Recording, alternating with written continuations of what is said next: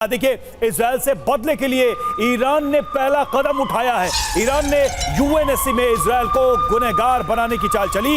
Israel के खिलाफ ज्यादातर देशों को साथ लाने की कोशिश 14 अप्रैल के हमले से पहले भी ईरान ने ऐसा ही किया था। यानी कि इस पूरे मसले को अब यूएन के फोरम पर लेकर गया है ईरान।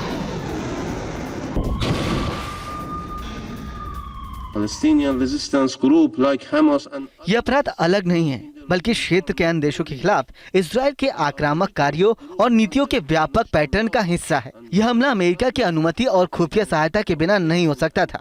ईरान इस भयानक आतंकवादी कृति की कड़े शब्दों में निंदा करता है और इसे अंतर्राष्ट्रीय कानून और संयुक्त राष्ट्र के चार्टर का सबसे गंभीर मानता है। ईरान इस आतंकवादी और आपराधिक कृति का निर्णायक जवाब देने के लिए अंतर्राष्ट्रीय कानून के अनुसार आत्मरक्षा के अपने अंतर्निहित अधिकार को सुरक्षित रखता है।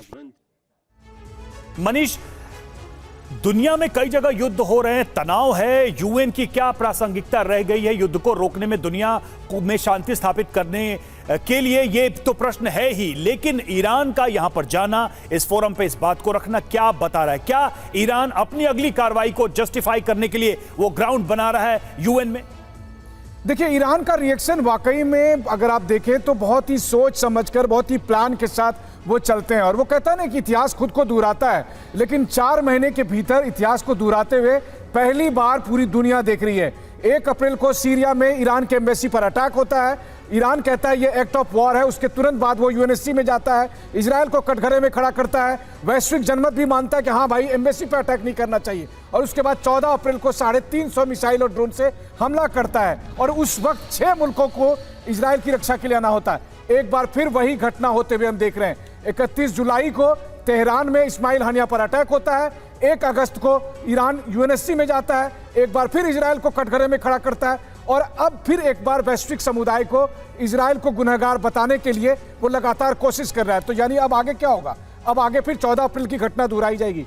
जितनी बड़ी घटना उसका वैसा ही जवाब। और उस हिसाब से 300 की जगह अगर 3500 मिसाइल से हमला हुआ तब क्या होगा? तो इस तरह की सिचुएशन को आप देखिए और फिर समझिए कि ईरान किस चाल में धीरे धीरे आगे बढ़ रहा है। बिल्कुल बिल्कुल मनीष, आपने जो बात कहा, प्रोफेसर संजय भारद्वाज कुछ उस पर ऐड करना चाह रहे हैं। संजय जी, मुझे यह बताइए कि क्या दुनिया को यह बता पाने में कामयाब ईरान होगा यूएन के मंच के ही जरिए कि ये अटैक जो हुआ है ये उसकी सॉवरेनिटी पे भी हुआ है, उसकी संप्रभुता पर भी हुआ है, ईरान की राजधानी तेहरान को निशाना बनाया गया है? या फिर दुनिया इसे ऐसे ही देखेगी कि हमास का चीफ मारा गया है इजराइल के एक हमले में? निश्चित रूप से देखिए, मैं मनीष जी की बात को आगे बढ़ाता हूं। ये बात आप देखिए कि अभी तक ईरान का क्या स्ट्रेटेजी रहा है। ईरान प्रॉक्सीज पे या वायलेंट नॉन स्टेट एक्टर्स पे इंक्लाइंड रहा है, उनको समर्थन देता रहा है पहली बार।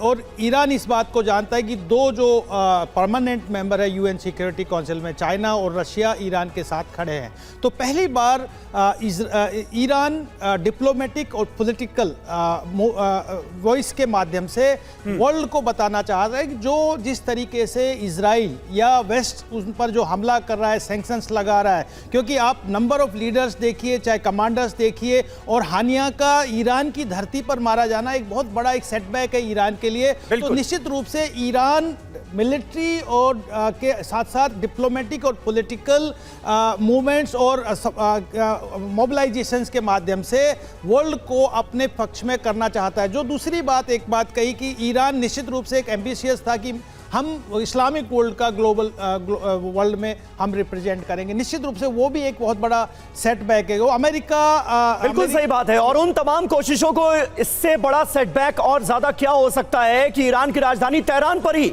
हमला हो गया। ईरान के बदले के प्लान को लेकर देखिए, इस बीच एक बड़ा खुलासा हो रहा है। इजराइल पर चौतरफा हमले के आदेश दिए गए। ईरान ने कई फ्रंट से अटैक का बनाया है प्लान। तो ये ईरान की बड़ी तैयारी इजराइल पर चौतरफा हमले की सामने आई है ऐसे वक्त में जब ईरान के सुप्रीम लीडर आयतुल्लाह खामेनेई ने ये ऐलान कर दिया है कि अब इजराइल पर हमला होगा। हमले के आदेश जारी कर दिए गए। सिक्योरिटी काउंसिल की जो बैठक हुई उसमें सीधे तौर पर यह फैसला लिया गया है कि अब सीधे हमले किए जाएंगे इजराइल पर। चौतरफा हमले के आदेश भी जारी कर दिए गए।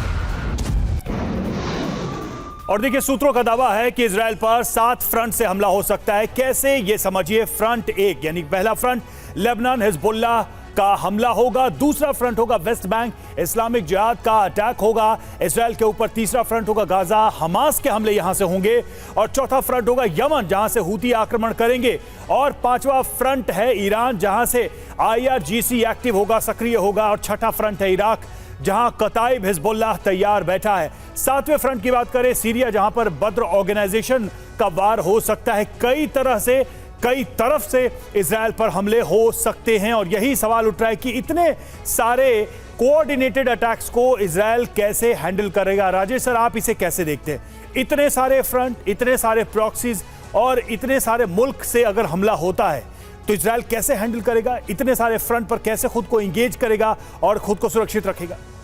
हाँ, जैसे मैंने पहले भी बताया कि ये सैचुरेशन जो रेट्स हैं, इससे इजराइल की मुश्किलें काफ़ी बढ़ सकती हैं, और मेरे हिसाब से उनको तैयार रहना पड़ेगा कि इतने सारे फ्रंट से कितने प्रोजेक्टाइल्स उनके पास आएंगे और उनका क्या असर होगा। और मैं ये भी कहना चाहूँगा कि देखिए, ये जो 7 जगह से जो अटैक होंगे, पिछली बार आपने देखा था जब 14 अप्रैल को अटैक हुए थे इजराइल के ऊपर, तो यूएस के बेसिस से भी इंटरसेप्शंस हुए थे, यूएस की शिप से भी इंटरसेप्शंस हुए थे। तो मेरे हिसाब से इस बार जब जो थोड़ा बहुत इजराइल की तरफ उनका अटेंशन है, वो थोड़ा बहुत अटेंशन अमेरिकन बेसिस पे भी जाएगा। मेरे ख्याल से अगर ईरान एक इतना बड़ा हमला करेगा तो कुछ अटेंशन वो अमेरिकन बेसिस पर भी देगा, ताकि वो उनका जो सिस्टम्स हैं वो अपने को प्रोटेक्ट करने में सक्षम रहें, और उनको मौका नहीं मिलेगा कि जो मिसाइल्स या ड्रोन्स इजराइल की तरफ जा रहे हैं उनको इंटरसेप्ट करने का मौका मिले। तो इस हिसाब से मेरे ख्याल से वो स्ट्रेटजी बनाएंगे। इतने सारे फ्रंट्स हैं, मेरे ख्याल से इजराइल की मुश्किलें बढ़ेंगी, लेकिन इजराइल के पास भी ताकत कम नहीं है, और उनको जो है उनको पता है, और जिस तरह से बिल्कुल इजराइल अपनी पूरी ताकत से मुकाबला करने में सक्षम है, ये बार बार इजराइल की तरफ से बताया भी जा रहा है। लेकिन चुनौती बड़ी है 7 फ्रंट पर, ये जो वॉर छिड़ने जा रही है इजराइल के खिलाफ, इससे वो कैसे मुकाबला करेगा, कैसे करेगा इस मुसीबत का सामना, ये देखने वाली बात होगी।